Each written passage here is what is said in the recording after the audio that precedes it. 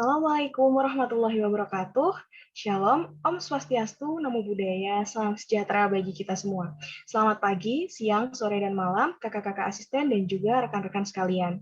Di sini perkenalkan, saya Fatimah Lina Kusuma Rahayu dengan NIM 19508010110002 dari kelas M04 Pengkajian Stok, yaitu pada materi praktikum von Bertalanffy untuk mengerjakan tugas 2. Di sini sudah diberikan tugas oleh kakak-kakak asisten dengan soal sebagai berikut. Pertama, kita akan mencari nilai K, L infinity, dan juga T0. Nah, pertama-tama kita akan membuat data analisis regresi terlebih dahulu, yaitu pada option data, lalu pada data analisis. Di sini kita memilih bagian regression. Nah, di sini untuk input Y-range, kita masukkan untuk data LT plus 1 dari data nomor 1 hingga 29.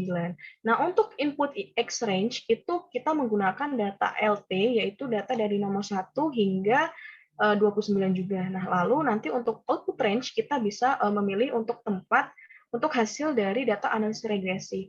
Nah, lalu di OK. Nah, itu kita akan keluar data seperti ini. Nah, ini sudah saya masukkan untuk nilai X dan juga Y untuk dimasukkan pada data analisis regresi.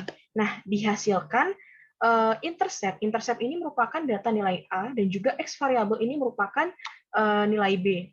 Nah, jadi ini saya masukkan untuk interceptnya dan juga pada nilai B. Nah, untuk nilai K itu didapatkan dari min len B, yaitu min len dari 0,88. Nah, didapatkan nilai K yaitu 0,12. Nah, lalu kita mencari L infinity. Nah, L infinity ini sendiri rumusnya yaitu A per 1 min B. Nah, di sini untuk nilai A yaitu 2,14, lalu di per 1 min 0,88. Lalu didapatkan hasil L infinity yaitu 18,28. Nah, selanjutnya kita mencari T0. Nah, T0 ini kita dapatkan dari rumus empiris Pauli. Nah, rumus empiris Pauli ini dari log min T0 sama dengan min 0,3922 dikurangi 0,2752 dikali log L infinity dikurangi 1,038 log K. Nah, kita masukkan atau kita substitusikan dari yang diketahui sebelumnya, yaitu minus 0,3922 dikurangi 0,2752 dikali log dari L infinity, yaitu 18,28 dikurangi 1,038 dikali log K, yaitu 0,12. Lalu dapatkan hasil yaitu 0,20. Nah, 0,20 ini merupakan log min T0. Nah, lalu untuk T0 sendiri itu merupakan hasil logaritma, yaitu 10 pangkat 0,20. Nah, untuk mendapatkan nilai angka normal, itu kita merubah dari log, yaitu sama dengan power dari 10 titik koma dari yang dihasilkan tadi yaitu 0,20. Lalu dapatkan 1,58. Nah, 1,58 ini dia masih min T0. Nah, untuk T0-nya sendiri berarti minus dari 1,58. Nah, selanjutnya kita akan mencari pada soal kedua, yaitu model pertumbuhan von Bertalanffy, di mana rumusnya yaitu LT sama dengan L infinity dalam kurung 1 min E pangkat minus K dalam kurung T min T0. Nah, di sini kita tinggal substitusikan dari hasil-hasil yang sudah kita cari sebelumnya, yaitu untuk L infinity yaitu 18,28 dikurangi, mohon maaf, L infinity 18,28 dalam kurung 1 dikurangi E pangkat minus K. Nah, untuk minus K ini berupa 0,12 dalam kurung T min T0. Nah, untuk T0 sendiri kan kita sudah mendapatkan yaitu minus 1,58. Nah, karena di sini minus jadinya plus 1,58. Baik, untuk soal ketiga, di sini kita akan mencari kesimpulan dari hasil yang sudah kita dapatkan sebelumnya. Nah, di sini kita membuat tabel scatter plot. Nah, tabel scatter plot ini kita dapatkan dari option insert pada bagian scatter. Nah, scatternya kita pilih yang ada ini.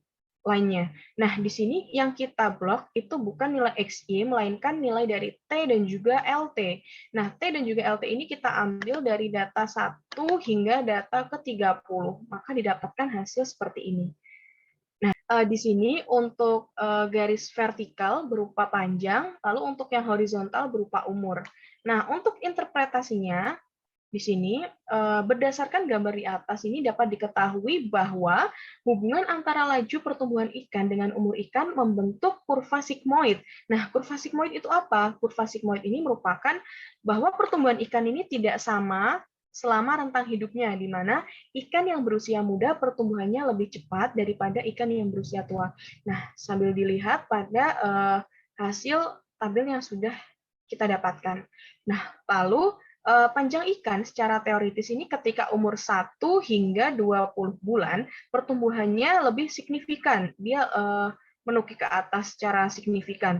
Nah, dibandingkan pada umur yang lebih dari 20 bulan yang akan melambat. Nah, di sini mulai terlihat pada umur ikan dari 20 bulan hingga 30 bulan ini dia sedikit melambat.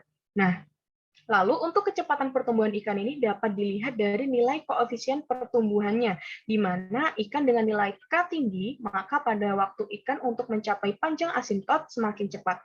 Tapi pada umurnya semakin pendek, ikan ini mencapai ukuran panjang asintot ketika berusia 30 tahun di sini.